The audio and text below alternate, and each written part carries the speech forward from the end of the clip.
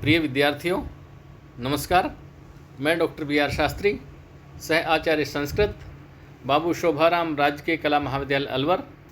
आज आपको इस वीडियो में बीए प्रथम वर्ष संस्कृत विषय के प्रथम प्रश्न पत्र दृश्य एवं श्रव्य काव्य के पाठ्यक्रम में स्थित स्वप्न वासवदत्तम नामक नाटक का छठा अंक प्रारंभ कराऊंगा, क्योंकि अब तक हम 5 अंक पढ़ चुके हैं। इनकी संक्षिप्त विषय वस्तु, संक्षिप्त कथा। प्रथम अंक में आपने पढ़ा कि महाराज उदयन का महामंत्री योगेंद्रायण अपनी योजना के अनुसार, क्योंकि महाराज उदयन का राज्य उसके शत्रु आरुणि ने छीन लिया था, अधिकांश राज्य, और वहाँ पुष्पक और भद्र नाम के ज्योतिषियों ने भविष्यवाणी की थी कि महाराज उदयन महाराज उदयन का विवाह मगध देश की राजकुमारी पद्मावती से होगा और मगध देश की सेना की सहायता से हमारे महाराज उदयन अपना छीना हुआ राज्य पुनः वापस ले लेंगे। क्योंकि उदयन वासवदत्ता से बहुत अधिक प्यार करता था, वासवदत्ता के होते हुए उनका दूसरा विवाह संभव नहीं था।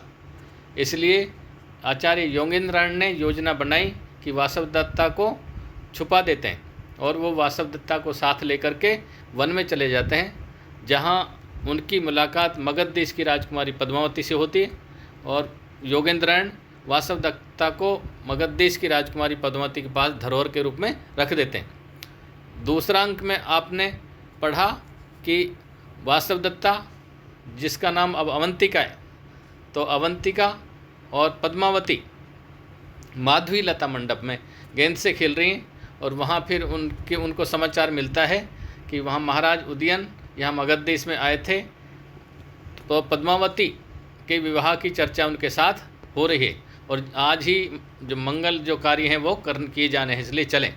दूसरा अंक यहाँ समाप्त हो जाता है। तीसरे अंक में मगध देश की राजकुमारी पद्मावती और उदयन के विवाह की तैयारियाँ चल रही हैं। वासवदत्ता जो अवंतिका है वो प्रमदवन में बैठी हुई है, जहाँ वो संदेश आता है कि उनकी सुहाग मालिका उनको बनानी है और वो सुहाग मालिका बनाती है और दुखी है। चतुर्थ अंक में उनका विवाह हो चुका है और पद्मावती तथा अवंतिका और चेटी प्रमदवन में बैठी हुई हैं, वहाँ पुष्प इकट्ठे कर रही हैं तथा वो उसका जो था सारसों की पंक्ति को देख रही हैं, वहाँ का सौंदर्य देख रही हैं। पीछे से महाराज उदयन और विदूषक वसंतक वो आते हैं पद्मावती को ढूंढते हुए। पद्मावती और वासवदत्ता उनको देखकर लता मंडप में चली जाती हैं। बाहर वासवदत्ता, अंदर वासवदत्ता पद्मावती और बाहर वसंतक और तथा महाराज उदयन बैठे हुए हैं शिलापट्ट पर और उनकी चर्चा होती है। वसंतक पूछता है कि महाराज राजन, आपको पद्मावती प्रिय है या वासवदत्ता? तो वो कहता है कि मुझे वासवदत्ता अधिक प्रिय, मैं वासवदत्ता को भूल नहीं पाई, और उनकी आंखों में आंसू आ जाते हैं। ऐसी स्थिति में पद्मावती वहाँ आती है, उसको धैर्य बंधाती है और उसी समय समाचार मिलता है, हे राजन, आप महाराज मगध देश के जो राजा हैं वो आपको आगे करके अपने मित्रों से मिलाना चाहते हैं और वो चले जाते हैं। चौथा अंक समाप्त हो जाता है। पांचवा अंक जो मुख्य अंक है इसमें, जिसमें कि महाराज उदयन स्वप्न में वासवदत्ता को देखते हैं, जो इस नाटक का नामकरण है स्वप्न वासवदत्तम, उसी के आधार पर पांचवें अंक में जो घटना हुई, जब सपने में वासवदत्ता को महाराज उदयन देखते हैं, उसी घटना के आधार पर इस नाटक का नामकरण हुआ है। पंचम अंक के प्रारंभ में समाचार मिलता है मधुरिका, जो पद्मिनी और मधुरिका, पद्मिनी का समाचार लाती है कि राजकुमारी पद्मावती के सिर में दर्द है और उसी समय कि आप जाओ, और मधुरिका जाती है अवंतिका से समाचार कहने कि महाराज पद्मावती की राजकुमारी पद्मावती के सर में दर्द है, आप चलें। और जो पद्मिनिका है वो विदूषक को समाचार देने जाती है। उस दिन महाराज को जब पता चलता है, 5वें अंक की घटना है, महाराज को पता चलता है कहाँ है, तो पता चलता है कि समुद्र गृह में उसकी सैया बिछाई हुई है, लगाई हुई है। विदूषक और तथा वत्सदेश के राजा उदयन वहाँ समुद्र गृह में जाते हैं। वहाँ पद्मावती अभी तक गई नहीं थी, तो कहते हैं कि शायद यहाँ आई नहीं है, तो उनका इंतज़ार करते हैं। महाराज उदयन पद्मावती की शैया पर बैठते हैं, जो लेट जाते हैं, उन्हें नींद आ जाती है और विदूषक दुपट्टा उनको उठाकर चले जाते हैं। पीछे से वासवदत्ता आती है और वो देखते कि पद्मावती लेटी हुई है, जबकि वो उदयन लेटा हुआ था। उसके पास ही वो बैठ जाती है, वहीं लेट जाती है। उस समय उदयन को सपने में वासवदत्ता दिखाई देती है और सपने में कहता है, प्रिय शिष्य है वासवदत्ते। तब वासवदत्ता को पता चलता है, अरे ये तो महाराज है, पद्मावती नहीं। और वो उनको देखती है, उनका जवाब भी देती है।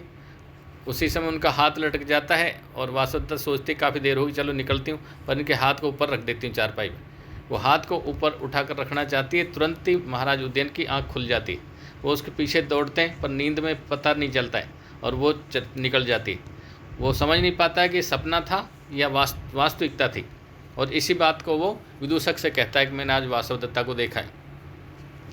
लेकिन उसी समय फिर संदेश आता है, कंचुकी आता है कि हे महाराज आप चलें, क्योंकि आपके प्रयाण की तैयारियां हो गई, आपके शत्रु पर आक्रमण करने की सारी तैयारियां पूरी हो गई और हमारी सेना ने तो गंगा नदी को पार भी कर लिया, कुछ सेना ने, बस अब आपकी चलने की देरी है। और आप ये समझो अपने शत्रु को परास्त हुआ समझो, आपके हाथ में ही समझो वत्सदेश को। इधर राजा भी कहता है ठीक है मैं चलता हूँ और आरुणि को युद्ध में परास्त करता हूँ। ये पंचम समाप्त हो जाता है। अब छठा अंक जो प्रारंभ होता है, छठे अंक से पहले की जो घटनाएं, कुछ घटनाएं जो मंच पर दिखाई नहीं जाती, इसमें कि उनका युद्ध होता है और उसमें वो अपने शत्रु आरुणि पर विजय पा करके अपना राज्य पुनः छीन लेते हैं। ये समाचार जब वासवदत्ता के पिता महासेन को मिलता है, तो महासेन बधाई संदेश भेजते हैं और वो वसुंधरा की धाय, वासवदत्ता की धाय वसुंधरा नाम की, वासवदत्ता की वसुंधरा नाम की धाय को भेजते हैं और रेभ्यस गोत्र के कंचुके को भेजते हैं संदेश लेकर के, तथा उनके साथ वो वासवदत्ता और उदयन का जो विवाह किया था उन्होंने बाद में, उनकी तस्वीरें भी भेजते हैं। षष्टंक जहाँ से प्रारंभ होता है, यहाँ वासवदत्ता की धाय वसुंधरा और रेभ्यस गोत्र का कंचुकी वो दरवाजे पर खड़े, महाराज उदयन के महल के दरवाजे पर, और वो वहाँ प्रतिहारी उसको कह रहे हैं कि अरे यहाँ दरवाजे पर कौन है, और उनको बताते हैं कि आप महाराज को संदेश दें कि हम यहाँ आए हैं और महाराज महासेन ने हमको भेजा है। यहाँ से षष्टांक प्रारंभ होता है। अब देखिए छठांक, अत षष्टांक के अब छठांक, तते प्रविशति कंचुकी, मंच पर प्रवेश करता है कंचुकी। छठंक कंचुकी का ई भो, अरे यहाँ कौन है, कांचन तोरण द्वारम अशून्यम क्रूते, ये कौन है जो कांचन तोरण द्वार को अशून्य करता था, यहाँ उपस्थित है, ये दरवाजे पर कौन उपस्थित है। प्रतिहारी कहते हैं, प्रतिहार, आर्य अहम विजया, आर्य मैं हूँ विजया, किम क्रियताम, क्या कहना है, तो मैं हूँ विजया, क्या कहना है। कंचुकी कहता है बहुत ही अच्छा, निवेदिताम वत्सराज्य लाभ प्रवर्धो उदयनाय, वत्स राज्य, वत्स देश के राज्य को पाकर के उन्नति को प्राप्त हुए उदयन के लिए समाचार दो कि ऐसे खलु महासेन से सकाशात, आप ये समाचार दें महाराज उदयन के लिए कि महाराज महासेन के पास से रेभ्यस गोत्रे कंचुकी प्राप्ते, रेभ्यस गोत्र का कंचुकी आया है। ध्यान रहे, ये लघुत्रात्मक प्रश्न भी आ सकता है कि कंचुकी किस गोत्र का था, तो रेभ्यस गोत्र का। तत्र भवत्या, और उस मान्य अंगारवतिया, माननीय अंगारवती के द्वारा प्रेषिता भेजी हुई वसुंधरा नाम वासवदत्ता धात्री, वसुंधरा नाम की वासवदत्ता की धाय भी आई है। तो ये भी आ सकता है वासवदत्ता की धाय का क्या नाम था, तो उनका नाम था प्रेषित वसुंधरा नाम की वसुंधरा, वासवदत्ता की धाय का नाम वसुंधरा, और वासवदत्ता की माताजी का नाम था अंगारवती। अंगारवती, महारानी अंगारवती के द्वारा भेजी हुई वसुंधरा नाम की धाय भी आई है। तो वासवदत्ता की धाय का नाम वसुंधरा और वासवदत्ता की माँ का नाम अंगारवती।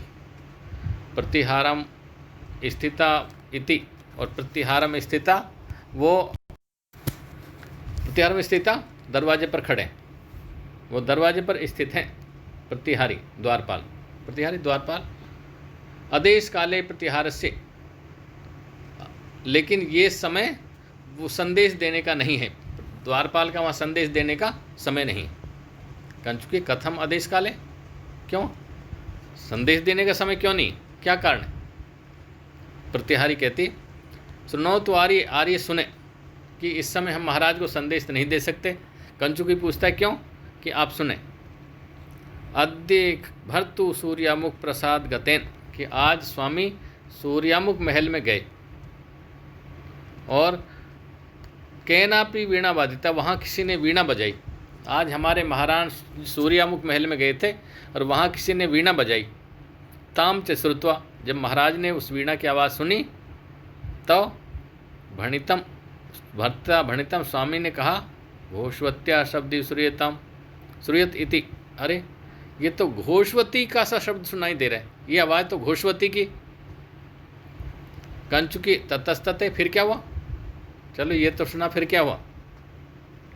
प्रतिहारी कहती तत्र गत्वा, फिर महाराज ने वहाँ जाकर के पृष्ठे उनसे पूछा वीणा बजाने वालों से, कुतो अस्या वीणा आगम, अरे ये वीणा आपको कहाँ से मिली, आपके पास ये वीणा कहाँ से आई? तो उन्होंने कहा तैन भणितम, उन्होंने कहा अस्माभि नर्मदा नदी तीरे, हमको तो नर्मदा नदी के किनारे, हमको ये घोषवती नर्मदा नदी के किनारे कूर्च गुल्म लगना झाड़ियों में पड़ी, दृष्टामन देखी हमने, वहाँ झाड़ियों में पड़ी हुई मिली। आर्य यदि प्रयोजन मनिया है, आर्य यदि आपको इससे प्रयोजन है, आपको चाहिए तो उपनियताम, हाँ प्रयोजन मनिया उपनियताम लो, आप ये ले लें। तो भर्ता भणितम, स्वामी ने कहा दृष्टा सी घोषवती, तुम दिखाई दे घोषवती, तुम तो दिखाई दे रही हो। सा ने खलु दृश्यत, लेकिन वह तो दिख नहीं रही, सा वह दिखाई नहीं दे रही जिसकी वीणा यह है, पद वासव दत्ता दिखाई नहीं दे रही। आर्य इधर, इसलिए महाराज उदयन उस वीणा को देख करके, उसको पा करके वासव दत्ता की याद में डूब गए, विरह में डूब गए। आर्य इदृशो, अब बताओ ऐसे अनवसरे, ऐसे अनवसर पर कथम निवेदयामि, मैं इस समाचार कैसे कहूँ, इस अवसर पर कैसे कहूँ? कंचु कहता है भवती है मान्य निवेदिता, आप तो समाचार कह दें, निवेदन कर दें, क्योंकि इदम अपि तत्राश्रम में, ये भी उसी प्रसंग में, ये समाचार भी वासव दत्ता से संबंधित, इसलिए आप कह दें। प्रतिहारी कहते हैं आर्य यम निवेदयामी, आर्य में निवेदन करती हूँ कि ऐसे भर्ता सूर्यमुख प्रसादात अवतरती, ये स्वामी सूर्यमुख महल से उतर रहे हैं। तद यही एव निवेदयिष्यामि, फिर मैं यहीं कह दूंगी, वो सूर्यमुख महल से उतर रहे हैं, मैं यहीं पर कह दूंगी उनसे।